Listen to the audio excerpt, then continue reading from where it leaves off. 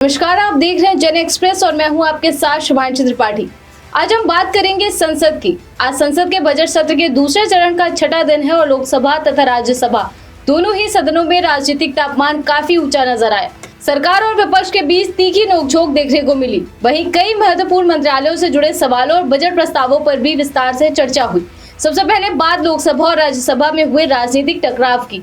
तो सत्ता पक्ष और विपक्ष के बीच उस वक्त बहस तेज हो गई जब पश्चिम बंगाल में चुनाव को लेकर बयानबाजी सामने आई। भाजपा सांसद रेखा शर्मा ने कहा कि पश्चिम बंगाल एक बड़ा राज्य है और वहां चुनाव 2 चरणों में आयोजित किए जाएंगे। उन्होंने भरोसा दिलाया कि चुनाव प्रक्रिया को पूरी तरह निष्पक्ष और शांतिपूर्ण बनाने के लिए इलेक्शन कमीशन ऑफ इंडिया पूरी तरह सतर्क है और किसी भी तरह की गड़बड़ी या हंगामा नहीं होने दिया जाएगा। हालांकि विपक्ष ने इस बयान पर तीखी प्रतिक्रिया दी। कांग्रेस सांसद प्रियंका गांधी वाड्रा ने आरोप लगाया कि चुनाव आयोग ने चुनावी कार्यक्रम तैयार करते समय अपनी सूझबूझ का नहीं बल्कि भाजपा के हितों को ध्यान में रखा है। उन्होंने कहा कि चुनाव प्रक्रिया पूरी तरह निष्पक्ष और पारदर्शी होनी चाहिए। यदि आयोग पर सवाल उठ रहे हैं तो सरकार को इस पर जवाब देना चाहिए। इस बयान के बाद सदन में कुछ देर के लिए माहौल काफी गर्म हो गया और सत्ता विपक्ष के बीच आरोप प्रत्यारोप का दौर चल पड़ा। अब बात करते हैं राज्यसभा की कार्यवाही की।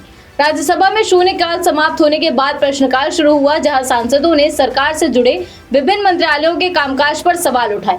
इसी दौरान जल शक्ति मंत्रालय से जुड़े मुद्दे भी सदन में उठे।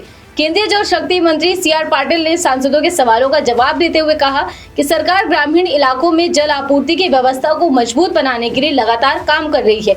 उन्होंने बताया कि जल जीवन मिशन के तहत देश भर में लाखों घरों तक नल से जल पहुंचाने का लक्ष्य रखा गया है और इसके कार्यों की जमीनी स्तर पर निगरानी भी की जा रही है।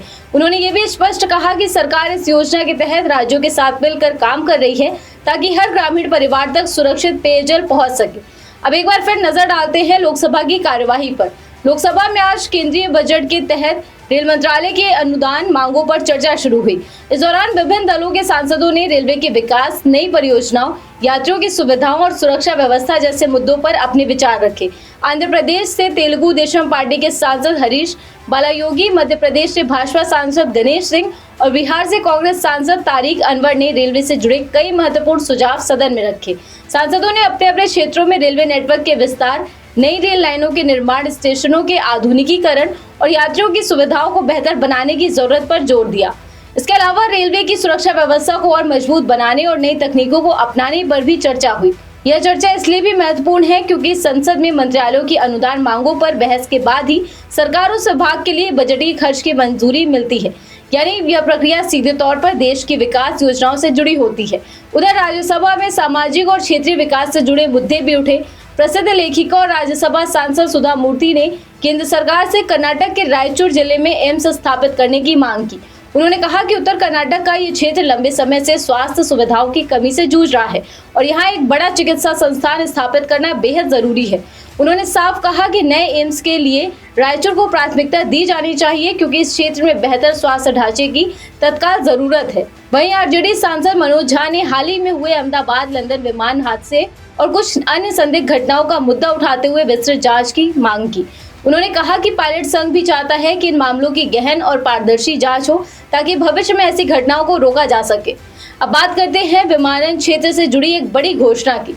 लोकसभा में प्रश्नकाल के दौरान नागरिक उड्डयन मंत्री राम मोहन नायडू ने एक महत्वपूर्ण जानकारी दी।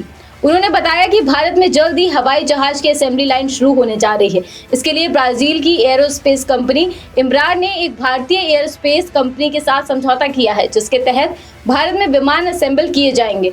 इसके साथ ही उन्होंने बताया कि रूस की विमान निर्माता कंपनी सुखोई ने भारत की सार्वजनिक क्षेत्र की कंपनी हिंदुस्तान एरोनॉटिक्स लिमिटेड के साथ समझौता किया है। विशेषज्ञों का मानना है कि अगर भारत में विमान निर्माण और असेंबली की प्रक्रिया शुरू होती है तो इससे मेक इन इंडिया पहल को बड़ा बढ़ावा मिलेगा। साथ ही भारत के एरोस्पेस उद्योग को नई तकनीक, रोजगार और निवेश के अवसर मिल सकते हैं। कुल मिलाकर संसद का आज का दिन राजनीतिक बहस, नीति चर्चा और विकास योजनाओं के मुद्दों से भरा रहा। एक तरफ चुनाव आयोग और चुनावी प्रक्रिया को लेकर सत्ता विपक्ष के बीच तीखी बहस देखने को मिली, तो दूसरी तरफ रेलवे, बजट, जल जीवन मिशन और विमान निर्माण जैसे महत्वपूर्ण मुद्दों पर भी संसद में चर्चा हुई। विशेषज्ञों का मानना है कि आने वाले दिनों में बजट सत्र के दौरान और भी कई अहम मंत्रालयों की अनुदान मांगों पर चर्चा होगी और कई बड़े फैसले भी सामने आ सकते हैं। संसद का ये सत्र देश की आर्थिक और नीतिगत दिशा तय करने के लिहाज से बेहद महत्वपूर्ण माना जा रहा है। अब देखना होगा कि आने वाले दिनों में बजट सत्र के दौरान इन मुद्दों पर बहस किस दिशा में आगे बढ़ती है और क्या संसद से कोई बड़ा फैसला निकलकर सामने आता है। फिलहाल इस खबर में बस इतना ही। ऐसी तमाम खबरों को जानने के लिए आप जुड़े रहिए जन एक्सप्रेस के साथ। धन्यवाद।